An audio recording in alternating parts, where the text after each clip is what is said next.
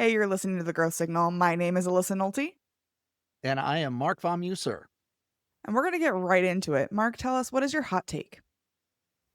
Great question. A hot take, and boy, oh boy, it would be to stop selling and start enrolling people in their dream. The buyer has evolved, and 99.9% of the people that are out there selling are still selling with outdated system, and they are triggering buyer defenses left and right. And that is the biggest single problem we have right now in the entire business and sales process. Outdated, and people can see it a mile away. I can't wait to talk about this because a lot of times when we have these conversations, it's it's that, we have to go back to the old way of doing things, or we have to rethink how we're doing things, or maybe it's as simple as, pick up the phone and make a phone call. But what you're telling me is that there is an entirely new way of doing this. We have to rethink and reimagine entirely, and people can smell the old, slimy way of sales a mile away. So take us through this. How do we actually start to stop selling and start rolling people in their dreams? So I had to look at why was it getting harder and harder and harder. I've done well over 500,000 sales calls personally. I've done well over 10,000 one-on-one appointments, 10,000 doors knocked, you name it. And I have an obsession literally for the last 50 years. I started selling when I was 10. I'm now 61. And if there was a book, I bought it. I would test it. I would go out there and I spent well over 100 to 200 grand in my sales training over the decades, just coming up and, just hungry and doing it. I had great role models and mentors, but I noticed something is that everywhere I went, people were still using the same process. And I had studied it for so long. I noticed that all of these systems went back to the Fuller Brush Company and the door to door sales with the insurance. Back in the 60s and the 50s, when it was mostly generated, you maybe got a door knocker once a month, once every 3 months. You didn't get a lot of them. Well, what's happening now is between your cell phone, between your text, between your emails, between your radio, between your serious, your deal, it is nonstop bombardment for people trying to get in your pocket, your wallet.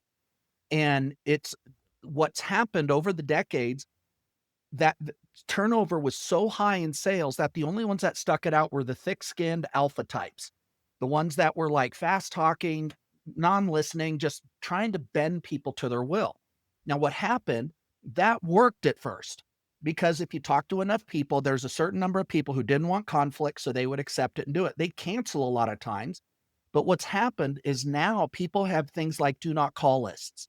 They have things like spam blockers. They have different things where if they don't recognize it, they won't answer their phone. These are direct responses to try and balance that attack for your attention and your wallet.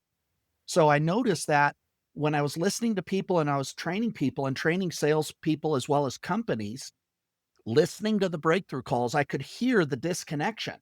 I could hear the buyer just flat out lying, flat out not telling you the answers. So I thought, what do we have to do to be able to have a real conversation? And it actually started at a conceptual difference at the core foundational level, which was if you were trying to close, that is something you do to someone. I am doing it. I'm trying to get my hand in your wallet. I really don't care if you get something out of it, cool, but I want my commission check. I want my trophy. And what happens is we're energetic beings and you will feel that. You will feel if I genuinely care about you. You will feel if I genuinely am trying to abuse you or manipulate you. Discernment.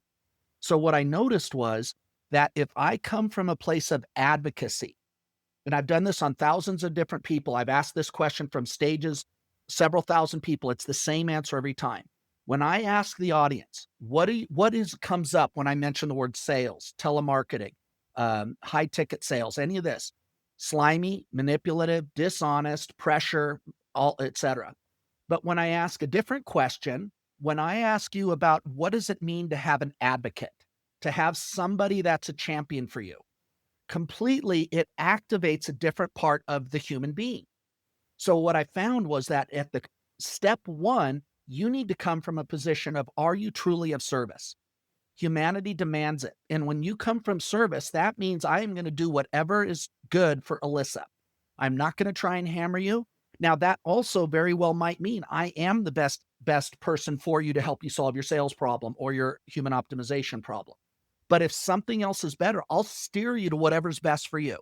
And when you do that, you create a win-win-win. I win, you win, and then the humanity wins. And that's really what we did I refined it when I worked for Tony Robbins, and I grew his departments 300%. Tony said he's never seen anything like it.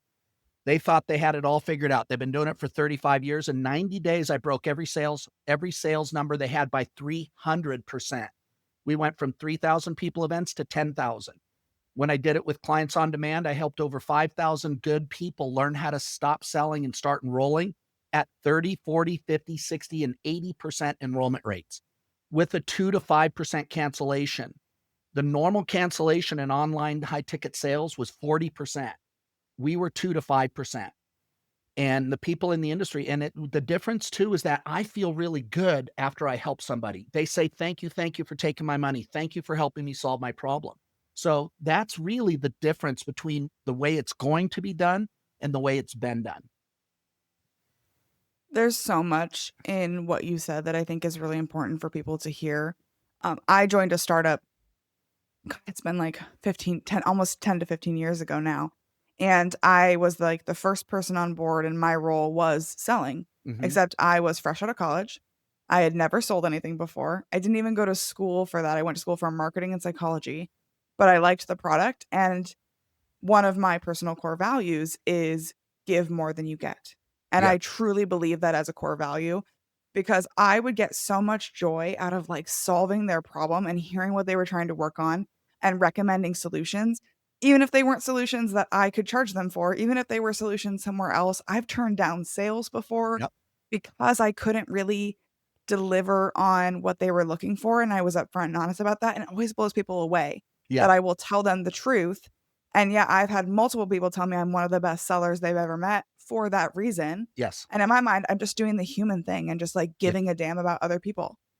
And that's how we wanna be treated, and it's like, I've been in places before where I could sniff it a mile away. The guy didn't give one rip about me or my family, he just wanted his commission check, and when I started asking questions, he started getting really frustrated, getting mad. These are basic questions that anybody should answer, and he basically tried to do the posture and manipulation, which is the, "Look, man, are you gonna be a man or a mouse?" And he started trying to intimidate me, and I'm like, "Are you serious?"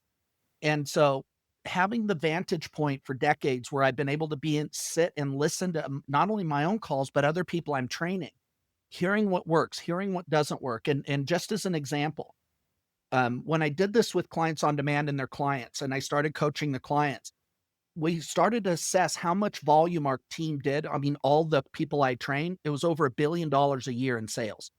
And the Wow. difference was these were not professional salespeople. These were 78-year-old therapists who are now closing and enrolling at an 80% clip.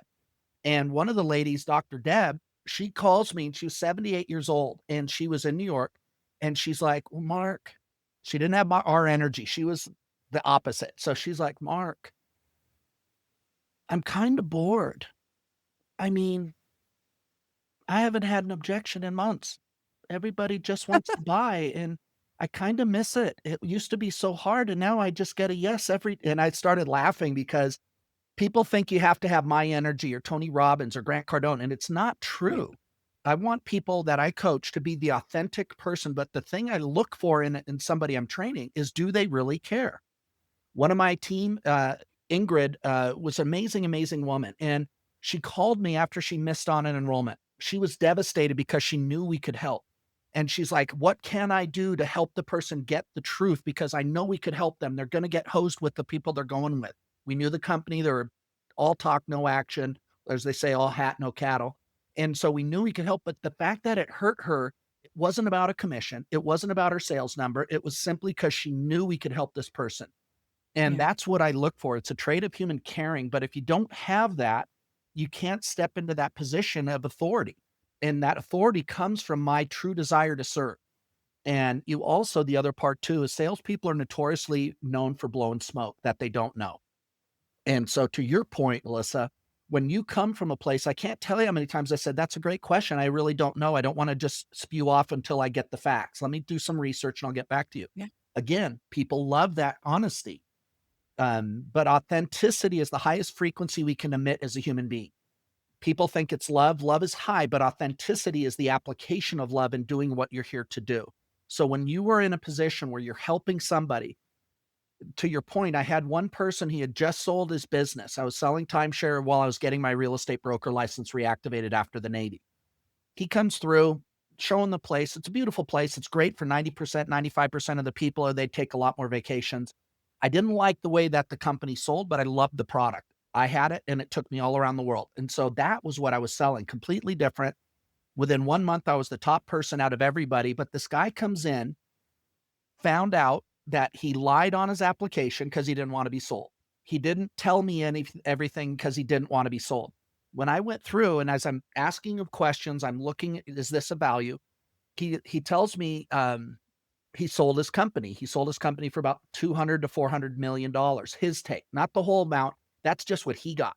He was in his late 60s, and when I got to the point where I was supposed to close, I looked at him and I said, "You know, Bob, I would love to tell you this can help. 99 out of 100 people, I can find a way to make this work. But you're the one out of 100, brother. I don't see how this can help you at all." And he sat back, him and his wife, beautiful couple, and he goes, "Wow, I wasn't expecting that." I go, "Yeah." I said, "You just bought a $10 million yacht. You got a jet. You fly first class in your own private jet. You stay in suites everywhere you go. I don't see you wanting to sit around a community pool where kids are screaming, Marco Polo nonstop." And he starts laughing. He says, "Oh, that's true. I would never do that." So then what he did is he said, he sat back, crossed his arms, and he goes, "Huh." I go, what's huh mean?" He goes, "I didn't tell you something because I know you'd use it against me." And I go, "Well, what's that?" He goes, "Well, my daughters, I've got twin daughters and they're graduating college. And they're waiting for me to die." He goes, I know they love me, but he goes, "Now that I've got $400 million, they're already spending it in their own head. And I don't want that." He goes, "I want them to develop pride in work and pride in adding value to the world." So as I'm doing that, and he said, "Would this help them take vacations and get a taste for where they could go?" And it absolutely would. So I showed him the places they could go. I showed him how to make it work. He bought two of the very best. I gave him a great deal. I didn't play the 3 hour, but let me call my manager over. Everybody knows the game. So I told him what's the bare minimum price. I got two of them at the best ones. And every time he came, they would purposely come over to see me. All the other salespeople would run if their clients came back. My clients would come up and thank me. And so here, doing the right thing, telling him, "I don't see how this can help you." And I wasn't doing a takeaway. I simply didn't believe that it could help it. He didn't tell me about his kids. And there's so many times I've seen this in every business I've been in, whether it was Tony Robbins selling event tickets for him and helping him do that, whether it was with clients on demand in different companies, showing people how you have to have integrity. If this is not a fit, tell them. They will respect you. They will appreciate it. And then again, I did another one with a company. They couldn't buy what I had. I didn't see how it could help them. I spent the whole time helping them get a merchant account. Now, guess what? There was no reason for them to buy what I was selling, but they needed help. I helped them with that. They sent me a half a dozen referrals that were laydowns in the next year. So it's a better way to do it. A And I thousand love percent. this. I love it because part of my Uh, passion is to help transform the way sales are done because it needs to evolve just like humanity has evolved. It's a whole new era between AI, between the internet, between Google. But humans, as high tech goes up, high touch needs to go up above it. That has to be somewhat close and balanced. And right now, high tech is here and human connection is very, very low. That's got to change.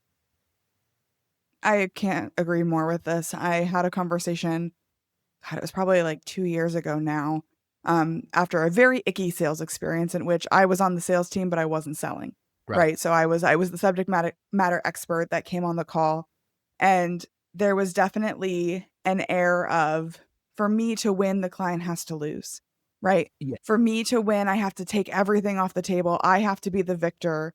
And it was the grossest thing. Yep. I actually like excused myself from the deal, took away like declined any commission affiliated with it because I was like, I cannot be a part of something where I know we're charging this client $200,000 for something when we would charge 20,000 for someone else Yeah. simply because they had the Big budget, and it trip. was Yep. so gross to me. It ended up falling through and not going through anyway, to your point, because people can smell that inauthenticity. But I had to get out of there because I'm like, this is gonna like hurt my soul for eternity. I still get like the ick thinking about it because it's not who I am as a person or a seller or a business owner, and it's not what I wanted to be affiliated with. Yep, I've had countless occasions like that too, and it's disgusting, and that's part of what it was so awful. I was like, there has to be a better way. And I was not one that was just going to parrot what worked. I would test every single book. And I just remember so many times, like you're talking about, people would say, oh, yeah, get a lot. You can get them for a lot more money, close them on. And I'm like, what is wrong with you? And it's like, Right. it's not whether they can afford it, it's whether or not it's the right thing to do. And, props to you because one of the things that I've seen is that when I ask people in the audience and I'm doing a talk or I'm speaking, I said, how many of you feel good about sales? Every time it's only about 2 to 4%, and they're the alpha. I love sales. People do what I want. And it's those ones that are so projecting and they're so wounded in reality. Their hearts are wounded. So they think that they get validation if they're closing people. And it breaks my heart because there's a reason why almost every single sales trainer and big name salesperson had a drug addiction and an alcohol addiction. Why do you think that is? Wolf on Wall Street should be a documentary because at the high levels, that behavior is normal and it's wrong. So what happens is that when you know you're lying and you're stealing from somebody and you know that they should have charged 20 grand and you're doing 200, whether you get it or not, it's not the point. Now all of a sudden you look in the mirror and you feel like you're a piece of shit. You look at yourself like, God, man, why did I do that? Sure, you got a commission, you got a trophy, but that's blood money. And so what Yeah. happens is that when you do that, you are massively wounding your own internal spirit. And if you don't get that, guys, might as well start joining NA and AA because you're going to end up down that path. I have worked with so many people. They couldn't figure out how I was doubling their numbers. They were working more hours, they were doing more. They would go home and drink themselves because had to lie nonstop to try and keep up to my numbers. And I wasn't doing it for the numbers. I wasn't doing it for the trophy. I was doing it because if I have a product I believe in, I'm the best at what I can do. I will share that with you. And I have a moral obligation to share with you, but it is your decision to make that decision to say yes or no. I'm just here to help you get clear on the problem. I'm here to show you what the consequences and why it's not getting fixed. Here's a path to fix it, but it is your responsibility to say, yes, I want your help. Let's do it. That's why I get thank yous when I help people instead of, well, you got paid. So what are I don't get that. I wake up to thank you, thank you, thank you. And that's what's great because now I lean in. I get to be of service. And how do we feel when we help somebody? We feel really good. It's the opposite of when we take advantage of people. So it's kind of those things like I just found that the more I started doing this, the real question was, would it work? I remember when I first started thinking about this process, I'd read all the Napoleon Hill. That's all my whole library is human development. That's why I loved your major, actually. Human behavior and psychology. I didn't understand at the time why it was such a critical component to high level enrolling. But now I get it because 99% of the time when we're coaching people, I'm coaching them to get back into high frequency, into their best self. And the sales process is very easy, but when you have a breakup, you have a fight with your lover, the economy, you see something in the news that really upsets you, your sales are going to tank because your frequency is plummeted. And so you have to know how to get them back. And that was what I did with thousands of people. They'd be crushing it until they weren't. And then they'd implode. And then I'd build them back up. They'd start crushing it again. The minute they focused on themselves and their goals and their numbers instead of the client, their sales would start to drop. So getting them back into their heart. So be of service. It sounded like goody two shoe hogwash. And I would make fun of these type of things, but it absolutely works. When I started in high ticket selling, it was anywhere from a 3 to 8% enrollment rate with a 30 to 40% cancellation rate. By the time I was done, our team, my sales team, they were at 28 to 38% enrollment with a 3% cancellation rate. Our clients were anywhere from 30 to 80% enrollment in the same industry where all the power closers were single digits. And so it's just a different way. It's much more effective because if you treat people how you want to be treated and you're truly looking for that, they can feel if you need a commission. They can feel if you're trying to close them. Just step away and add value. And again, it doesn't mean I go soft. If I knew I could help you, Alyssa, and there's nobody better, you will absolutely know it by the end of the call. I'm not going to go soft and go, oh, well, I don't want you to think I'm a closer. I don't want you to worry about that. It's like, Alyssa, listen to me. I would not make you an offer. And I'm going to speak so from the truth. And then you can talk to your husband. You guys can get on the same page, but you will absolutely know at your core that I'm speaking the truth. So I worked with this amazing company and they had one core value written on the wall. We all do that thing when we get us started with a business. And I asked him one time, like, what it was and why that was his single core value, and his core value was give a damn. And I was like, "Okay, tell me more." And he goes, "If you just give a damn, like, everything is gonna work. If you give about a damn about your team, about your clients, about your work, about the things that you're trying to do, everything will work out. So, we don't care about anything else other than, hey, at this company, we give a damn." And I thought that was brilliant. Yeah. How many times have you felt, Alyssa, when you go in, and this drives me crazy? I'm excited for a hamburger. I'm excited for a ribeye. I'm excited to go out. I haven't gone out, had ribeye in a week. It's been a rough week. I haven't had ribeye except, well, last Friday. So it's my ribeye Fridays. I go out and the people come in and they give you attitude when you sit down, like you're bothering them. And then all of a sudden, they Yeah, don't come and get you waters. They don't take your order. They walk up, don't introduce themselves, and just say, "Do you know what you want?" I mean, and the whole experience is a letdown. And that's what happens with most people. 64% of most employees are doing just enough not to get fired. They're not bringing the greatness. And it's like, it's so different. There's a place up here in yeah, Big Bear called Gabby's. And I love it because you walk in and it's the mother and the daughter from Bolivia and Mexico, right? And I mean, oh my God, wait till you try this. And oh yeah, it's everything's made fresh. And we make our salsa, we make the tortillas, we make our chips, we make everything. You're gonna love it. And they come over and they bring you extra little samples and they're like, "Oh, how is that? Okay, next time try this." And you get excited, you feel seen, you feel served just going in there. And then you go to another place and the people come up, "Do you know what you want?" "Yeah." What else?" "Okay." I mean, it's like, come on. Does it really take that much more to go ahead and give a damn? So I love that as a value, and it's true because it's true when somebody truly cares. I hate it when they mail it in. If you're gonna right. mail it in, just quit. You know what I mean? Yeah. It's like, even if it's a hamburger or cookies, it's like, do your best, make it good. I was telling somebody as well about when you go somewhere, it doesn't take that much more to bring greatness.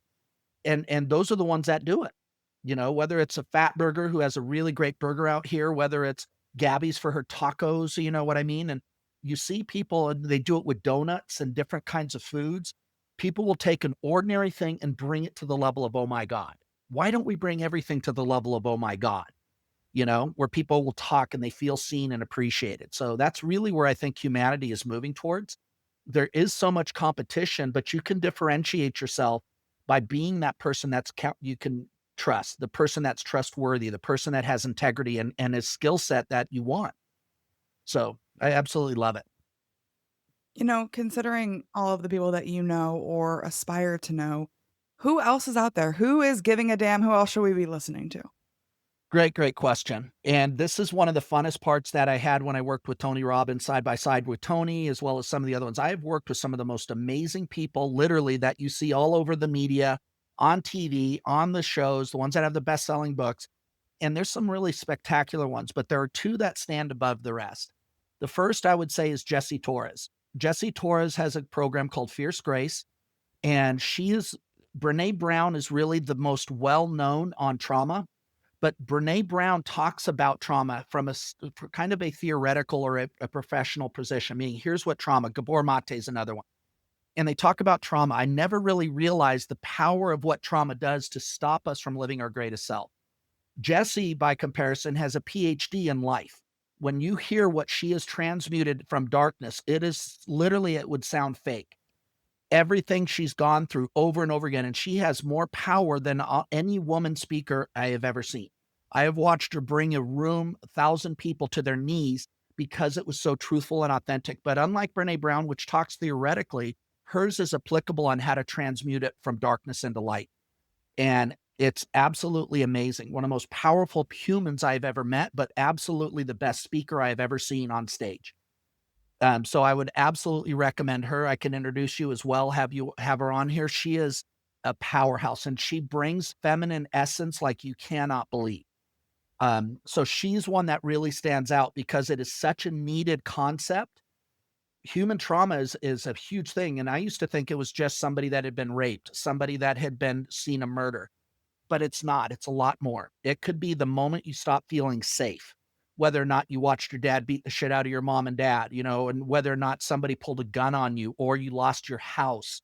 There could be 1,000 different variations, but what happens is we put on heart armor and we stop going through life like this. We start going through life like, who wants some? And that's not the way to do it. So it protects you as a child, but you're no longer a child, but you're still acting like a, wounded animal. So she would be the first one. The second one is a person out of London, England. His name's David Thunder Training. And hands down, he is the best human optimization, physical optimization expert, body worker.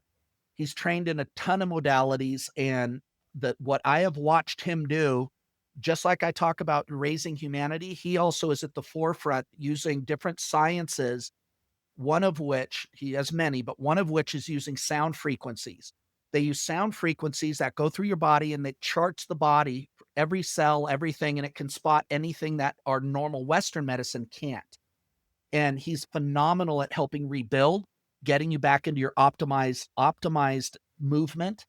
Movement is a key component for how we're going to age and how well we can go through life. And most people have chronic pain. He gets rid of all of that. I've referred hundreds of people to him, and I've never had anybody, including the doctors, come back and say, holy shit, who is this guy? How did you find him? Oh my God. Some of the doctors are the most arrogant, no offense, but they're arrogant. They're like, I know everything. I went to Harvard. I went to Mayo, whatever. They go over, they meet with him for 10 minutes, and they're flying to London to train under him. He's that good. I mean, he Wow. is on a whole nother plane, but those two are transformational leaders you will be seeing a lot more in the years ahead. And if someone is really connecting with you and they want to learn more, they want to follow along with your journey, where can they find you online? Great question. I would say www.marcvonmusser.com, as it's spelled on screen, MarcVonmusser.com, salesalchemy.com. I would say both of those, or soarandroar.com. I'm also on all the different social media, LinkedIn, Facebook, YouTube, etc. So I'm pretty easy to find. Luckily, I have a name that is one and the only one. So it's pretty easy. There's a ton of videos and a ton of things on YouTube and podcasts I've done. But yeah, we're going to be going much bigger. I'm coming out of the shadows. I started to realize that I needed to get out because I not proud of it, but I'm the most copied person in high ticket sales. People would take my sales process, try and literally, the guy who's making $6-7 million a month right now, he literally is on camera reading my content. He literally Wow. took my content and he's just reading it to his audience. And there's so many people, but they're missing the heart. They're trying to use the structure, but without the heart, they're missing that first component. I said, quit trying to close and start helping people solve their problem and enroll them in their dream. And they're missing that component, trying to bring the old with the new face. So that was why I decided that I needed to get out and start sharing it and help transform the industry and make it right. Well, that is a perfect place to leave it. Make sure you're connecting with Marc. Make sure you're following along. Marc, thank you so much for coming on the show. This was an important conversation, and I hope everyone got as much out of it as I did. Oh, big love. Thanks for having me, Alyssa. I really appreciate it. Props and love to you as well.